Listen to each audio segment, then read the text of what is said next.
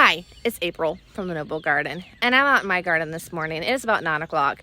It feels good out here. I can feel a little bit of humidity. Here in North Carolina, we're going to get days of 80s in the spring. We're going to get days of the 60s. We're going to have a lot of rain. That's just North Carolina. It's up and down, up and down. Well, today it's going to be about 80 degrees.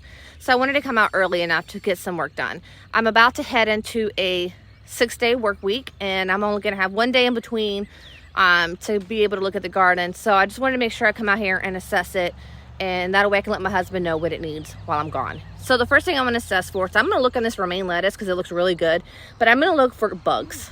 I want to know, is it time to start spraying BT or neem oil on this? Because I have seen the white moth, which is the cabbage worm moth. I've seen it flying around, and I just want to see if I'm having any worm damage.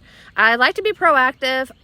I also like to use nothing, but as this being a market garden this year, I don't really have a choice but protect it. And I will use organic matters. You'll never see me use 7 Dust. You're gonna see me use organic matter, and I plan on actually doing a video for you guys talking about all the things that I use on my plants, so that way you know.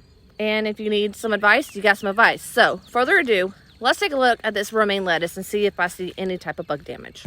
You'll see how heavily close together these things are, which is fine, but I just want to see if there is any bug damage on the leaves.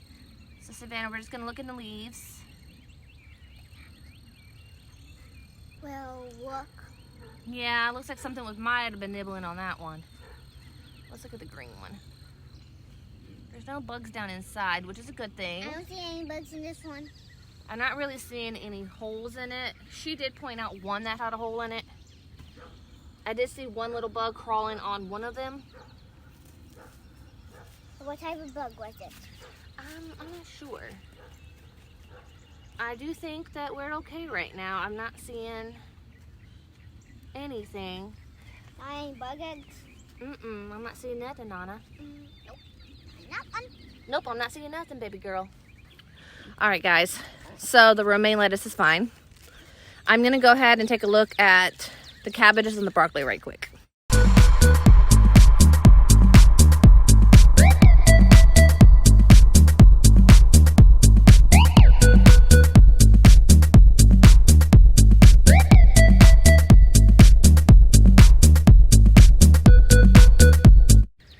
So did we see any bug damage? Nope. No bug damage. I'm pretty impressed. We'll tell you guys that I put beneficial nematodes down in the fall and in the spring. I don't know if that's what's helping, but I will assess this again when I get home. I know it is getting close to time to be really worried about those things. So the next thing on my agenda is I want to thin out my carrots. I sowed them very thick because I have really bad carrot luck, and I wanted carrots really bad for my baskets this year. So I'm going to sit down, and this is a tedious job. It's going to take me a little bit of time. I will film it a little bit so you guys can see. But yeah, I'm going to sit down and work on thinning out carrots. Carrots are the one things I have a lot of trouble growing. So I did watch a video, and I planted them very heavily, and now I'm going to go through and trim some up so that I give enough space for others to develop. So my pruners, I'm just going to go by and cut a few out.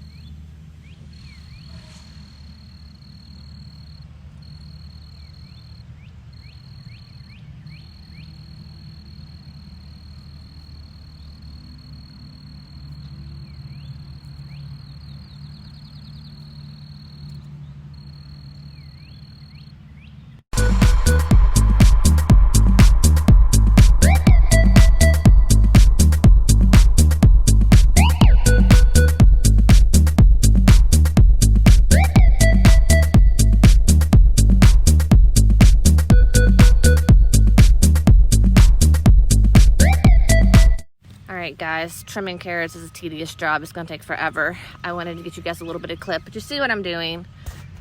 So this right here is a little bit more spaced out than like a bunch like this.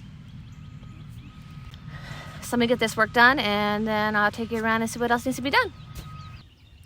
So guys, I went through the sections that have my carrots and I thinned them out. They look much better. The next thing I've decided to do is the section that I planted by seed tape is very, very thickly sown. I've glanced at it and I've thought to myself, just leave it alone. Harvest the best you can off of it. But now that I'm looking at it, to make better heads and make it better, I think I'm just going to go ahead and trim. And what I'm going to do is whatever I pull out actually is considered microgreens at this point. So I'm going to put it in a bowl behind me and eat it as a salad today. But yeah, let's get going on thinning this one out now.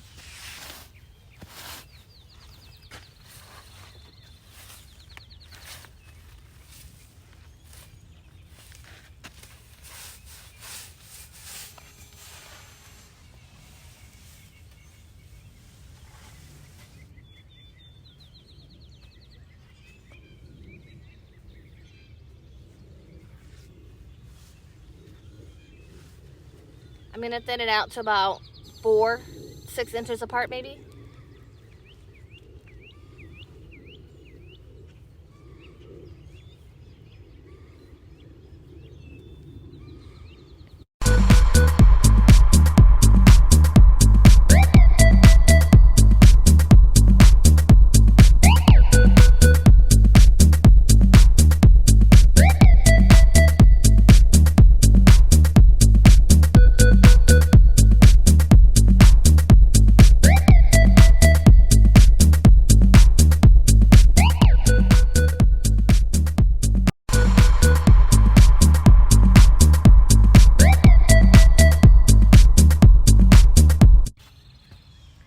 Actually got me a good little bout there. I'm gonna be able to use this for salad.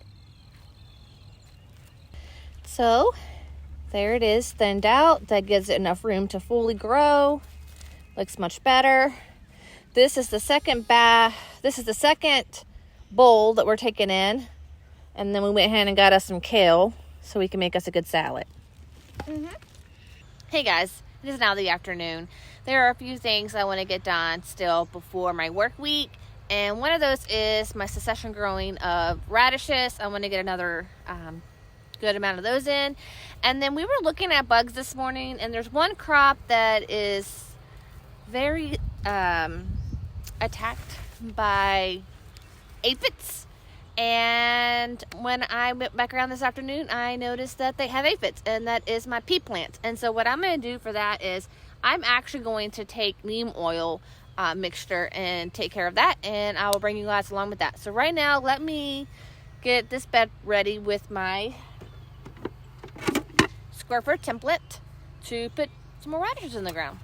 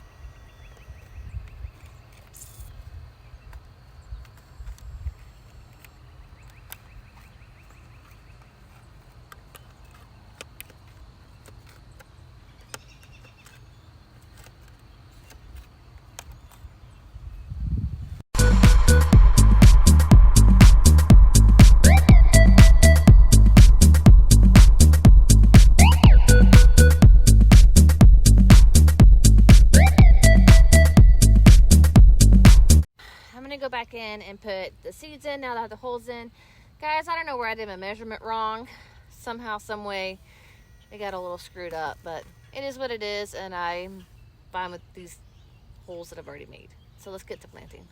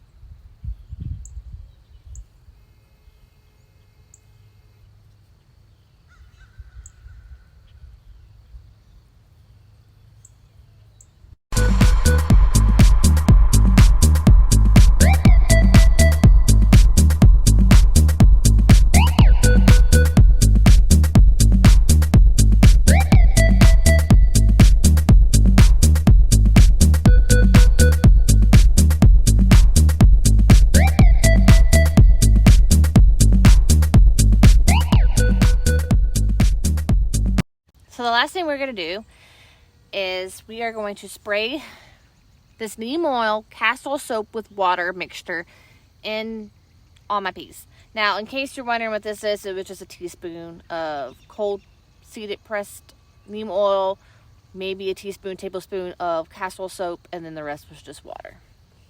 I wish I could show you guys what aphids look like, because you'll know what I'm talking about. But the problem is that these aphids are the same color as the pea plants, and they're very tiny, so they're really hard for me to show. I can attempt it. So they're on these plants. Oh, there we go. Did y'all see that bug movement? There they are. Right there by my thumb, actually. There's an aphid. So now you guys see what I'm talking about. They blend in, and I can see how I could have missed them. I didn't even look at the pea plants this morning. I don't know what I was thinking, because last year this is exactly what took out my pea plants. And as I keep talking about being a market gardener this year, the last thing I need is for a bug to take out my pea plants. And I really like doing organic ways. So I'm going to spray these the best I can. And since neem oil is an oil, you want to do it either, like right now for me, the sun's kind of going down, or first thing in the morning before it gets hot, because you don't want oil to be on your leaves when it's hot. So let's get to spraying.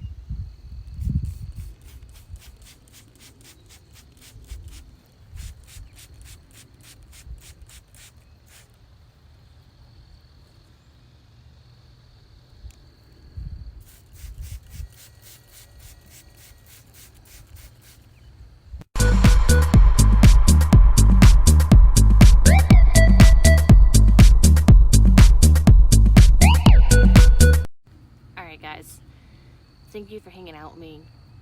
This is what I'm going to start doing every time I'm about to have a long work week stretch.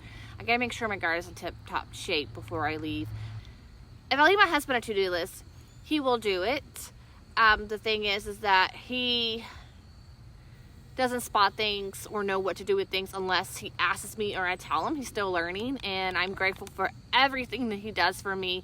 If I was to leave this spray completely full and asked him to come out here and spray this daily, he would. But that's what I'm just saying. He needs instructions how to do it, but I'm grateful that he comes out and he loves on this garden like I do. So I thank you guys for following, and I look forward to sharing more with you.